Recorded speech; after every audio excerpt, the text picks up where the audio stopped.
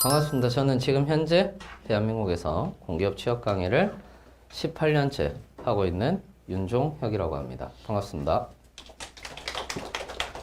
스펙을 잠깐 볼게요. 스펙은 어떠냐면 좀 올라갈 것 같아요.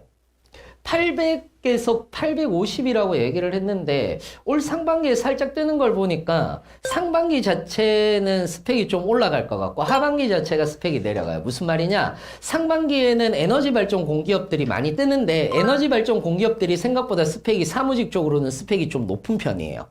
그래서 900을 만점을 준다거나 요번에 서부발전도 그렇죠. 900을 만점을 준다거나 850을 만점을 주는 곳들이 많아요. 그러다 보니까 850에서 900인데 예를 들어서 영어를 잘해야 된다라고 생각하는 관광공사라든지 이런 데는 800 이상이면 시험을 다 칠 수 있어요. 그러니까 하반기에는 또 SOC 공기업들이 있는데 SOC 공기업들이 예전에는 에너지 발전보다 스펙이 높았거든요. 근데 지금은 에너지 발전보다 스펙이 조금 낮아졌어요.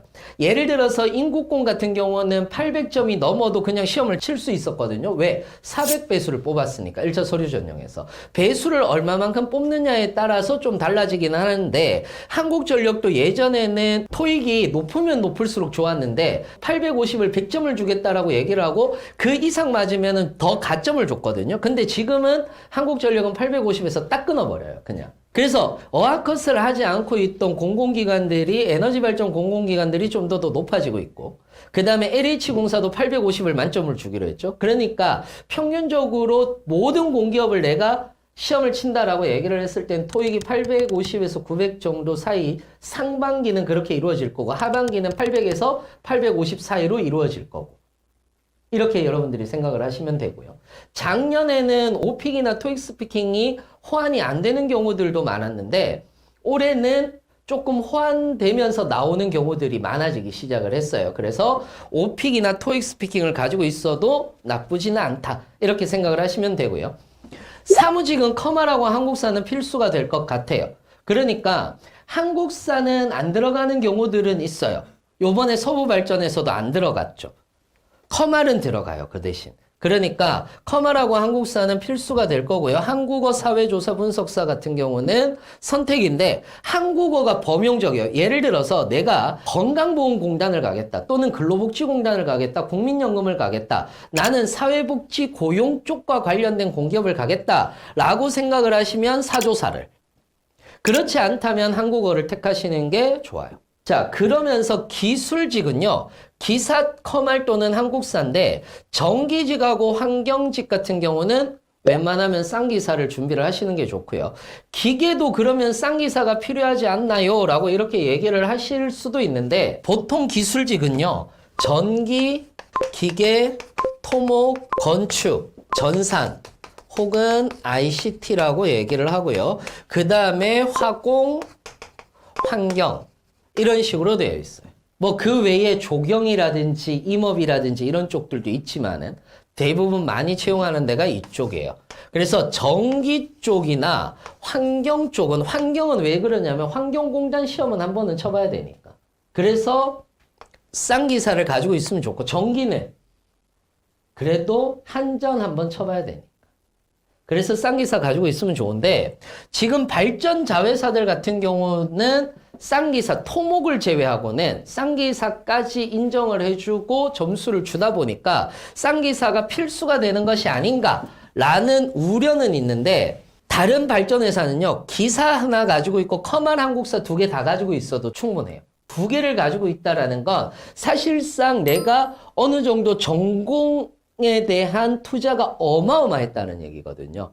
그러니까 1년 이상을 전공만 난 공부했다라는 얘기가 되는 거니까 사실상 그 정도 내가 투자를 해서 쌍기사를 딸 수 있다라고 하면 쌍기사를 따는 게 좋겠지만 난 그 정도까지는 아니야 라고 하면 기사 하나 가지고 시작을 하셔도 되는데 그럴 것 같으면 커말부터 같이 따셔라 라고 이렇게 말씀을 드리는 거예요. 그러면 1차 서류 전형은 이래요. 1차 서류 전형에서 내가 만약에 여기까지 됐다면 이제 2차 필기 전형으로 넘어가는 거예요. 그러면 난 이제 공부를 해야죠. 그러면 내가 왜 공부를 안 하고 있느냐 또는 못 하고 있느냐 아니면 공부가 왜 힘들어지느냐 라고 하는 것은 뭐냐면 범위를 몰라서예요. 공기업을 하다 보면요 하면 할수록 할 게 많아져요 라는 얘기들을 진짜 많이 합니다. 맞아요. 그것도 틀린 말은 아닌데 어느 정도 하다 보면 이제는 익숙해지는 시기가 와야 되는데 하나도 안 익숙해지는 거예요. 1년 지났고 2년 지났는데 하나도 익숙해지지 않는 경우들이 생기는 거예요. 그게 왜 그러냐면 왔다 갔다 거려서 그래요. 특히 사무직 분들이. 사실 사무직 분들이 기술직 분들을 부러워하는 게 하나가 있습니다. 뭐냐?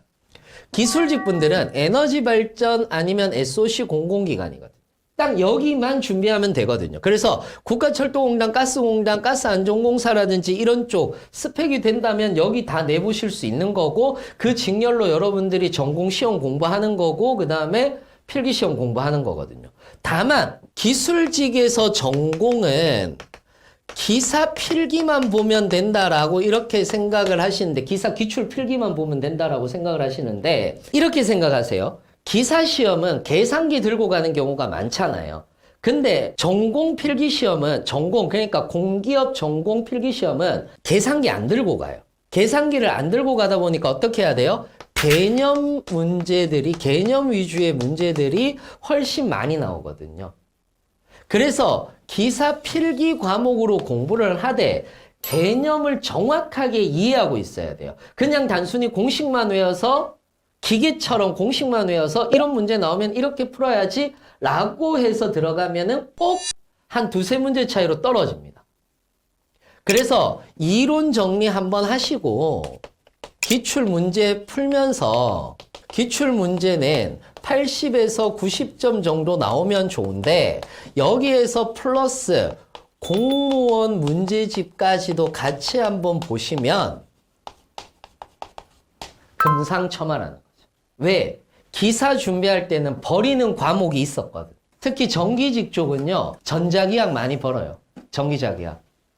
꽤 많이 벌어요. 왜? 거기 개념이 많이 나오거든. 근데 공기업은 그쪽이 많이 나와요. 그러다 보니까 이런 것들을 위주로 해서 여러분들이 공부를 해주셔야 되는 거. 무슨 말인지 이해되세요? 그렇게 여러분들이 알고 계시면 돼요. 사무직은요. 자, 보세요. 단일 전공은 경영, 경제, 행정, 회계. 제가 법을 뺐어요. 2022년도에 법정직을 채용한 경우는 대한법률구조공단 하나 있어요. 법학을 채용한. 그 외에는 지방공기업들. 그러면 법은 법학과 행정학을 같이 보는 걸로 공부하는 게 좋아요. 그래서 회계는 따로 뽑은 적이 있고요. 행정은 지방공공기관이라든지 또는 마사회 같은 경우는 마사회, 국민체육진흥공단 같은 경우는 행정을 봤는데 행정을 보는 것도 좀 줄어들었어요. 경영이 가장 범용적인데 경영이 범위가 제일 넓어요. 회계, 재무까지 합쳐서 해야 돼요. 선생님, 저는 경영학만 하고 싶은데요. 안 되나요? 그러면 낼 수 있는 데가 많이 없어요. 단일 전공으로 경영학을 선택했다면 당연히 회계, 재무까지. 그 다음에 경제는 요즘에 예전에는 경제학을 보는 곳들은 단일 전공은 경영, 경제, 회계 뭐 이런 식으로 나왔는데 요즘에는 조금 줄어들고 있는 추세기는 해요. 작년 을 기준으로 보자면은 조금 줄어들고 있는 추세기는 하고 아예 금융 쪽으로 조금 특화돼서 경제는 가고 있다. 이렇게 생각을 하시면 되는 건데 경제는 입문하기가 좀 힘들어요. 입문하기가 좀 힘들어서 경제는 미시, 거시, 국제경제까지 이렇게 생각을 하시면 되죠. 그렇게 여러분들이 공부를 하시는 거예요. 제가 상경통합을 생각보다 많이 추천을 안 드려요.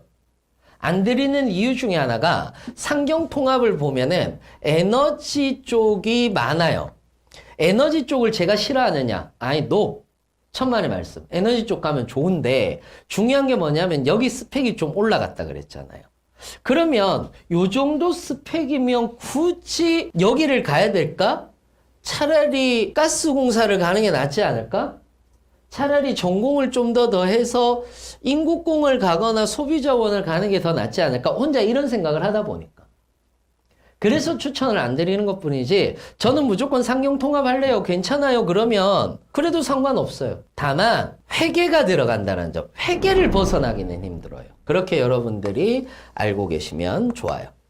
그래서 상경은 내가 에너지 쪽으로 가야 되겠다 또는 도로공사 쪽으로 가야 되겠다 라고 생각하시는 분들, 그런 분들한테 추천을 드리는 건데, 제가 아까도 얘기했죠. 올 상반기에는 상경 통합이 조금 있을 거라고, 거기에 흔들리지 말라는 거예요.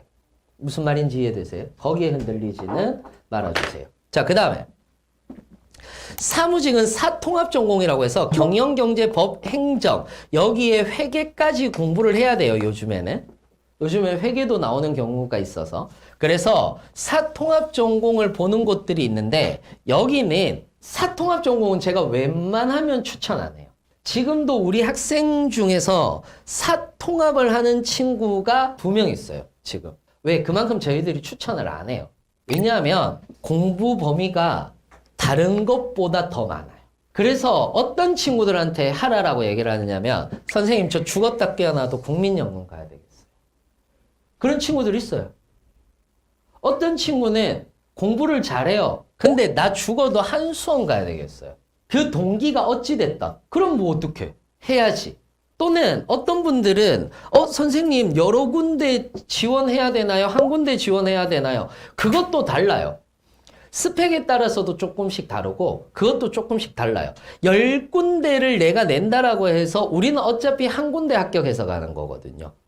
그래서 내가 진짜로 가고 싶은 기업이 있다면 그 기업만 준비하고 노려서 가셔도 돼요. 그건 아무 상관없어요.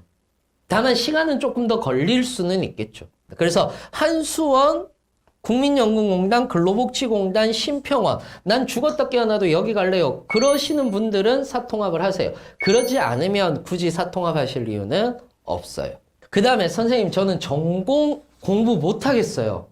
그럼 어떡해요?